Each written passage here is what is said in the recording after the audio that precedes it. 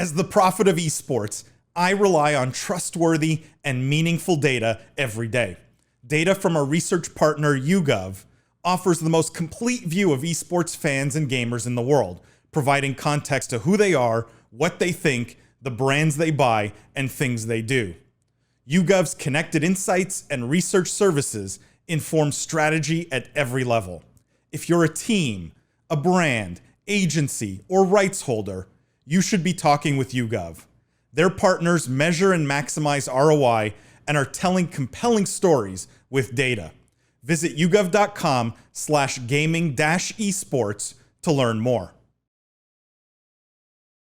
So I mentioned it on the podcast that's coming out this week, but I wanted to go deeper here. Did you both see that Fortnite, clearly Tim Sweeney listens to the podcast and has fixed Fortnite?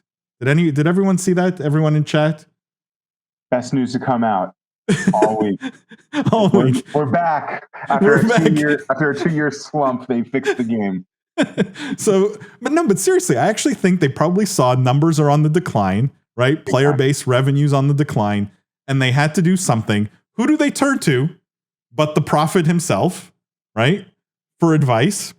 And I've been saying since 2018, no less, I've got the blog post to prove it, that Fortnite esports will never work as long as they keep building in the game. Building totally breaks the game for the viewer. It makes it not fun. It makes it complicated to follow. It's just a total mess. And so Fortnite has taken out all building. I don't know if you saw this. Well, not just a good thing for Fortnite esports, but for casual gamers everywhere. Because as a casual gamer, the hardest part about Fortnite is also the building. So, massive change for the game. I don't know. How does that treat your perspective of Fortnite as an esport when they can just, to Jeff's point on Twitter, take jumping out of basketball this week? I mean, that would make basketball really fun, though. If they just said you cannot jump anymore, that would be kind of cool. I would have a shot. I was going to say, either you're trying to get into the NBA ball or you've never watched a basketball game. I think basketball without jumping would be pretty bad. Rarely shots only. No, but it is an interesting thing to take one of the core mechanics of your game out, right? It can't make Fortnite esports any worse at this point, right? Like Fortnite esports have been dead, let's call it at least 2 years now, like totally non-existent, totally worthless, not on any map or of any importance. So can't get any worse. I think, Jimmy, what I didn't like about your comment, though, is it implies that the game's now easier, which I don't think it is. It's a different skill set now that you can't build. You actually have to have pretty good aim. You need to understand rotations. You need to, right? Like there's other skills of battle royale games that come into play. I mean, it is one less thing to focus on. What I love about this is, what we've, I think, said, or at least I've said for a while now, gaming at its heart is tech driven, right? Tech relies on data.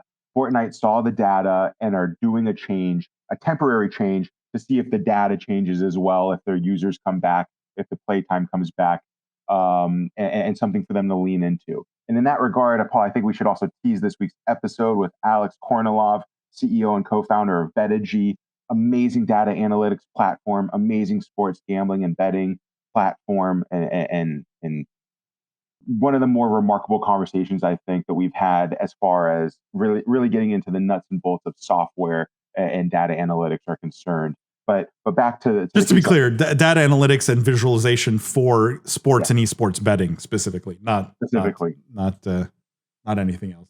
So how much do you guys think that I feel like I know your answer, Paul, but it feels to me like this is a little bit of like just anything new gets people to talk about, and it's like, hey, now there's no building, like I'm going to go try it. Because I feel like I remember when the game came out, one of the things people loved, like, oh, there's this unique building mechanic no other game had, and like it was cool. So I don't know how much it's just like, hey, sometimes I was staunchly against the building. But if your comment was true, Jeff, like Fortnite introduces something new every week, a new weapon, and then a new fish, and a new item, and a new like literally that's their whole shtick is like novelty for like the 12-year-old brain who needs like something new every 5 seconds. but the core game was always broken. That's what I feel they fix now. Make it first person, and then you'd really fix it. Jimmy, sorry, what were I you like gonna it. say? Well, no, I like the over shoulder cam. Building is quite fun, especially when you 1v1 people in Fortnite creative mode. I don't know if the game was broken without the fixing because the constant changes still make it really just a random game that you can't understand, that you can't master, because at any given day, some core fundamental aspect of it could be out the window. They could reintroduce mech warriors or planes. All of these things, by the way, that are definitely fun for a casual gamer and a casual audience. But we're having two parallel conversations here in terms of Fortnite esports, as well as what makes a successful game, I think. Here's my take on it. Fortnite esports will always be dead as long as the game is third person. Until they fix that, it will never be a legitimate esport. So no building is a move in the right direction for the viewer, but we'll never fix the game from a professional esports perspective. If we use Ninja as a barometer of like how fun is the game to play, and do we think this new mode will be a success? Like, I've never seen the guy have more fun playing Fortnite ever. He's back to sort of large audiences watching him play Fortnite. He's back to doing like 12-hour streams playing Fortnite.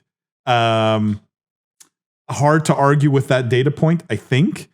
But my take on this is they are going to keep this game mode for sure. They may bring back building as a separate lobby, but I think no question they keep this because the data is going to show that the player base wants this, and this is one thing that may keep Fortnite alive longer than it otherwise would have been. So I haven't logged in yet. That's really interesting, actually. So are these separate lobbies the way when Fortnite does an LTM, for example, they have separate lobbies just for that LTM, separate from the competitive lobby, and then separate, of course, from just the casual gaming lobby, and then also separate from creator mode? Is this build free mode a new lobby, or is it pretty much all of Fortnite right now? Because you raised an interesting point, which was, yeah, if they have a build free environment adjacent to the competitive, the creative, and then a one with building, I would play Fortnite regularly in my rotation of literally one night of gaming a week now. But still, it would be one of those games that I haven't touched for years because the building is so out of control. Yeah, I don't know, actually, Jimmy. I haven't logged in. Maybe someone in chat knows. But Tom says, thank you, Paul. Now I can play Fortnite. Tom, this is it's a public service I do for the gaming crowd, right? I fix things here. That's what I do. Not the hero we deserve, Paul, but the hero we needed. Hardware Barbecue says Fortnite is pretty good for promos, though not esports, but for promotion, Fortnite's pretty neat, like the recent Doctor Who. Yeah, they do integration really well. Tim Sweeney, if you're listening, okay, you want to fix Fortnite. We're like a third of the way there. Okay, 2 more steps. Go first person. That's the number 1. Number 2, and no one talks about this, you need to bring story and lore to the game. Every time a new season comes out, a new chapter, there's always this lame cinematic with no voices, no words, just acting out some nonsense like using the new item or whatever is new, or the new, skin or whatever they introduced in that chapter. And it says nothing about the game. It doesn't move the lore forward. It doesn't tell any story. Like, here's this company that has thousands of developers and smart people who know how to make games. Why zero story for Fortnite? Like, zero. It's just dead. So, Tim, you want to fix Fortnite? Do those 2 things. You're a third of the way there with the no building. Call of Duty, by the way, also with terrible stories. Fortnite, Call of Duty, whenever there's a new season, I'm holding skip, waiting for the cinematic to end. But I will tell you, Paul, my at least my call why I think Fortnite will never turn first person, and also why I think third person is so valuable. And the answer is, and you brought it up in the cinematics, it's the skins. Because if I buy a skin in any game, not a weapon skin, but a player skin, I can't really see myself wearing that skin. I see maybe my forearms holding the gun. I see the gun skin, and then my friends can look at me and see that I look cool. But what I love about Fortnite third person is the skin that I paid $20 for in some cases, or a battle pass and worked so hard to earn. I can see myself running around in that the entire time I play the game. And I think if you make it first person, where these kids that are collecting skins like they are the rarest NFT ever, if you can't see what they're wearing, there's a lot less motivation to earn that skin. It's a good point. It is a good point. I mean, you can show the skin when you emote, right? There's ways like around it. And obviously first person games have done like, Valorant sells a ton of skins in its first person, right? It's not impossible. CSGO sold maybe more than anyone, right? And over the last decade. And that's always been first person. So it's possible. But I see it's a good point. Well, I'd love to see the comparison on sales for first person games versus Fortnite, given a shorter period of time, because CSGO, I think, is winning just because they've been around the longest, not necessarily because they're the best or have the most users. But I would love to analyze that further if we could get that data. Hardware Barbecue says, bring back Quake, make it big enough for esports. Enough said. I mean, Hardware Barbecue, that's like, I don't know how to agree anymore. Like, yeah, I would have said exactly that. Mic drop and like turn my camera off. Hardware Barbecue? Paul is Hardware Barbecue. Hardware Barbecue says, this Paul guy is really smart. I agree.